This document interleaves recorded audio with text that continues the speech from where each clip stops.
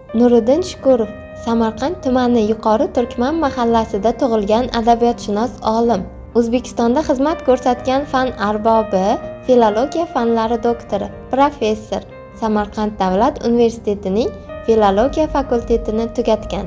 Shaharning asosiy ilmiy ishlarida zamonaviy va mumtoz o'zbek adabiyoti muammolari, xususan adabiyotdagi mazmun va shakl masalalari, she'riyatning uslub, janr, sujet, kompozitsiya, til, vazn, qofiya singari badiiy mahoratga daxldor tomonlari tadqiq etilgan. Nuriddin Shukurov filologiya fakultetida Shalola to'garagiga asos solib, bu to'garakda ko'plab yosh ijodkorlarning qalami o'tkirlashishiga sababchi bo'lgan.